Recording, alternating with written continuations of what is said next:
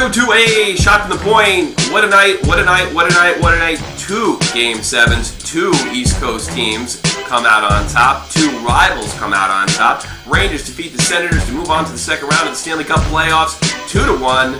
Devils get by through a nail-biter, double overtime, 3-2 against the Florida Panthers. Everybody's happy, really exciting, not me.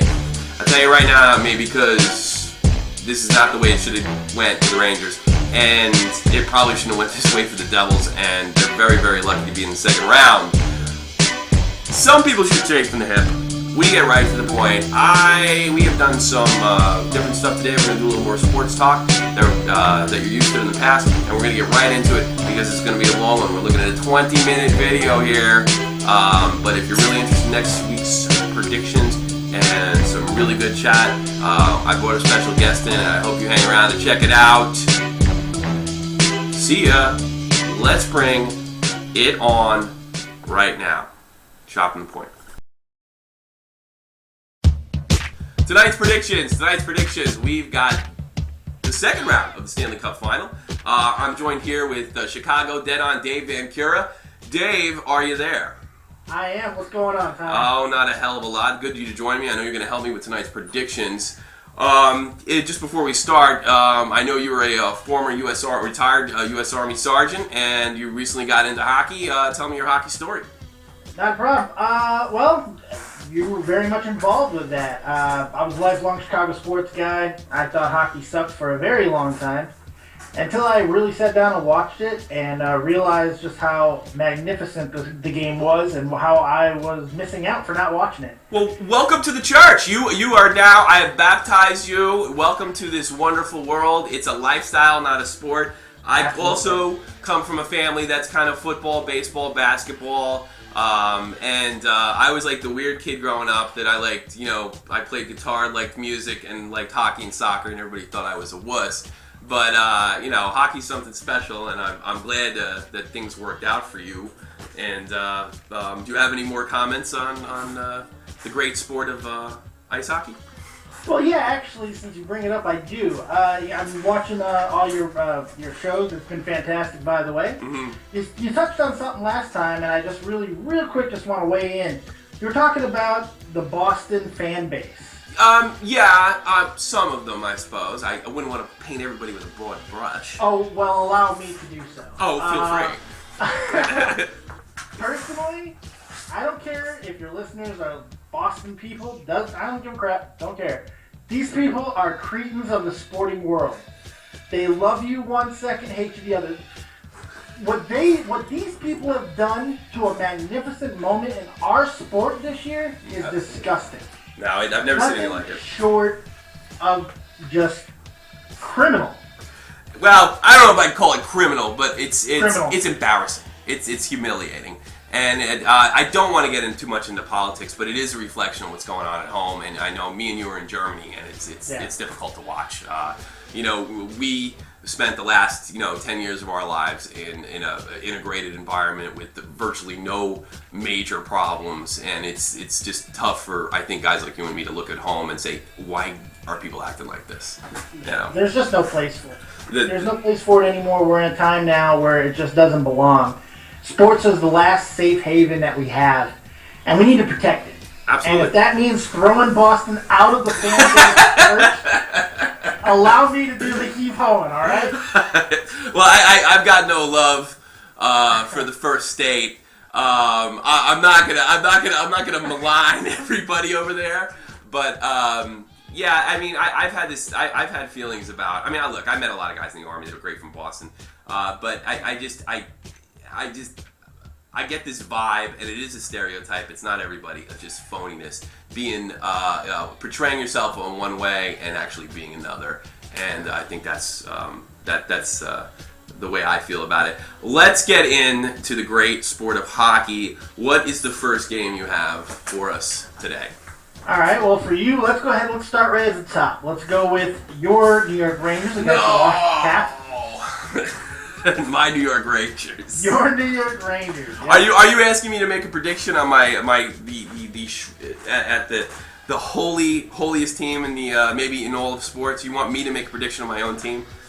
Yeah, let's do that, and let's see where that goes. Well, I got to be honest with you. I don't agree with Barry Melrose on much, but when he said, basically, what's wrong with these guys? And I don't know what's wrong with them.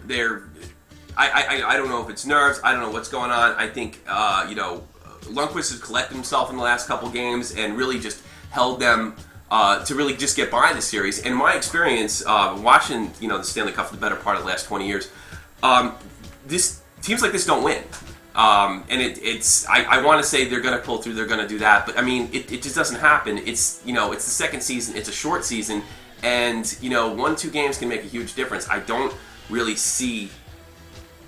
I got to be honest with you, I can't make a prediction on this. I'm going to allow you to make the prediction on this. And I shall. Oh, yeah. But I really, unless these guys make some kind of dramatic turnaround. Hey, look, this is not the 2010 Chicago Blackhawks where they're going to go to 1 Game 7 after 1 Game 7. I don't think that they don't have a guy like Kane. They don't have a guy like Ovechkin. They don't have a guy like Sidney. So unless they play as a team and really get their heads out of their ass, I don't see them going that far. I have to abstain from this one, man. Dave, what is your prediction? Well, I'm with you on it almost 100%. Now, here's the only hope that I can have for the Rangers. And because now my Hawks are out, I am rooting for the Rangers. Oh, that's great. That being said, unless they take what just happened to them in this series, in the last series, as a drastic wake-up call, they're going to be going against a very confident Washington squad led by the best player in the game right now, in Ovechkin. I'm thinking, as far as prediction goes, I think this is going to be Ovechkin's legacy series. I think he's going to really put something together that's going to be magical. Washington is fast, they're great defensively, and they're tough. It's going to be a dogfight. I still think it's going to go to 7, and I'm going to say not only Washington wins in 7, but Ovechkin scores the winning goal to put them into the conference finals. Well, you said that on tape, and I pray and hope that you're wrong. I think that's one of the things. I mean, this would be, you can't root for this, but a guy like Ovechkin is going to have that storybook ending to his career, or that the one thing that he did that he hasn't done yet. He's already the biggest player in the game, but he hasn't had that Kirk Gibson moment. He hasn't had the coming back from a big deficit. He hasn't scored 7 goals in a game. He hasn't. Is this the year? Because it's going to happen. It's on its way. Guys like him just don't go away. They're legends, and or hockey. I hesitate to say heroes because I don't like heroes, but he's a hockey hero. He's not a real hero, but he's a hockey hero. And is this the year? And boy, what a team to do it against. New York Rangers, maybe one of the more well-known franchises in the sport. I hope you're wrong. I'll tell you this privately, but I do have and I think I said it to you already. I do have a prediction for the series, but I just can't make it. Please move on. Please move on. Not a problem. Okay. All right, let's move on to actually the matchup I'm looking most forward to, and that is Phoenix and Nashville. Oh yeah, that is an interesting matchup. Yeah. I underestimated the Coyotes in the first round. What a rough physical team, and they really didn't allow the Blackhawks to find their game, and the hit on Hossa was a huge morale buster. There's other things. But these guys, they usually in a situation like that, like you saw the 1992 Pittsburgh Penguins, where Lemieux goes down with a slash from Adam Graves, some guy steps in the role. That's what the Blackhawks failed to do. Now, I think a lot of the reason they failed because they got to play defensively. It has nothing to do with how great the team is. I'm not a Blackhawk basher by any means, but I think it's going to come down to a question whether Phoenix can do the same thing to Nashville. The thing is, I'm not underestimating Nashville this time. This is a fast, young team. Could be the future of the NHL. There's some kind of dramatic. I don't have a lot of logical reasons for this, but I think they're going to blow them out. I think they met their match. I think that Phoenix may go in overconfident because they took a great team like the Blackhawks down. I'm saying Predators in 5. Wow, that's shocking. I think this is going to be maybe the lowest scoring series in NHL playoff history. The lowest, okay, like 1-0 games. Smith for Phoenix is absolutely amazing. He is playing such a good goal right now. It's not even funny. And you have Pekka Rinne on the other side, who could be, if he's not already, one of the top 2 or 3 goalies in the league. He's phenomenal, but it doesn't just stop with the great goalies. They're both fantastic defensively. It's going to be I'm also going to go, it's going to be a short series. It's going to be a violent series as far as hitting. I don't know if there's going to be a lot of fighting. There's going to be a lot of hitting, a lot of action. I have Phoenix in 5. You have Phoenix in 5? I have Phoenix in 5. Okay, that's wild. That's wild. I think Smith is going to become a stone wall. I'm saying Phoenix in 5, and Smith lets up 1 goal in the series. Well, I tell you something. I did forget, and that's stupid of me. I did forget the Smith factor. Smith probably made the save of the playoffs in the last round, and that doesn't necessarily mean he was the best goalie in the playoffs, but you sure could make an argument. Him and Holtby over in Washington were just really, really impressive. So I think he make a good. I think it's also a tough series to call because we still don't know exactly where Phoenix is at yet, and there's 2 teams we don't know where they're at. We don't know exactly. Are the Predators for real? Are they real, or is this some kind of fluke? I mean, is it the fact that they play down the street from the Grand Ole Opry, or is it that they're a real hockey team? I'm not really sure. But moving on, what do you got? All right, I think maybe the most fun series of the playoffs so far, St. Louis and Los Angeles. St. Louis has a hockey team.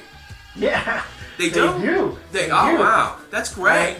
When did they get that? Was that like in the 1998 expansion or something like that? Oh, sure. Something like that. You know who they could have used? They could have used a guy like Brett Hull to build that squad. The guy that he grew up playing for the Dallas Stars. Yeah, that's a novel idea. Yeah, sure. Well, who are they playing?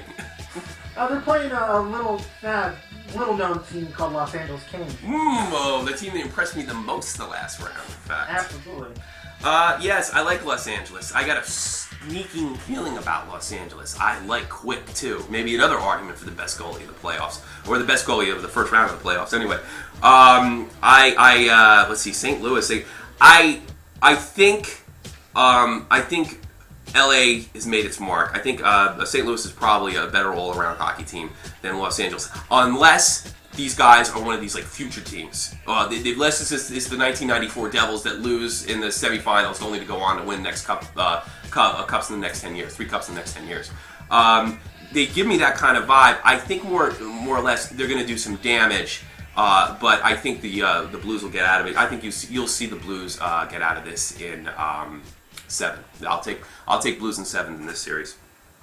That's I got it also going 7, but I have it going the opposite way. I don't even think that's a bad. I don't think that's a bad call. I think this is also a tough series to call, and I think that's completely reasonable to make a set on this. It's gonna be a dogfight. Mm-hmm. It's gonna be fun hockey. It's gonna be a dogfight because everything that one team does well, the other seems to be equally good at stopping it. Oh, that's true. Their strengths just cancel each other out. This is gonna be maybe the most textbook hockey we're going to see the entire time. And you may not want to, that might sound like a weird statement, but after you watch the series, I just think this is going to be a really fun series. It's going to be a dogfight, and I got the Kings in 7. Kings in 7.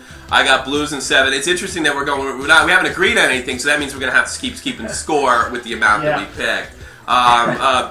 Moving on, and I'm glad St. Louis has a hockey team. Moving on, what else you got?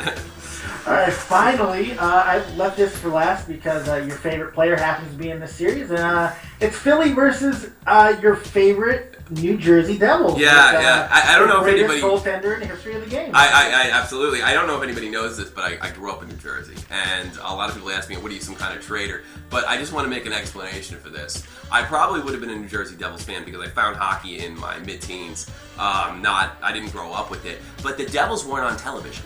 The Devils, you had to pay for something called Sports Channel. I don't know if you had that. Yeah, I think you did have it. You had to watch the Blackhawks on Sports Channel, if I'm not mistaken.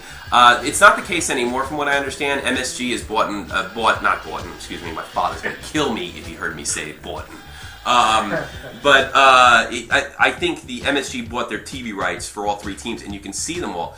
The Devils ripped me off. That's why it's one of the reasons I don't like them. They didn't allow me to see their hockey team. So when it came time to choose hockey teams, and my family was like yours, they weren't hockey people, I took the New York Rangers because I figure, these guys are a bunch of losers. I'm a loser, so this is going to work out fucking great, So, and I suffered with them for a few years, and I was rewarded in '94. I just wanted to get that out of the way. But as far as the Devils Flyers go, I believe that the Flyers, and I know you don't feel the same way. I believe the Flyers was a little more than a fluke that beaten Pittsburgh. I think they're a really great team. I think Claude Giroux is the best Philadelphia Flyer since Bobby Clark. I mean, he is a tremendous two-way player. He shut Sidney Crosby down physically, mentally, defensively, and was still able to carry that team offensively as well.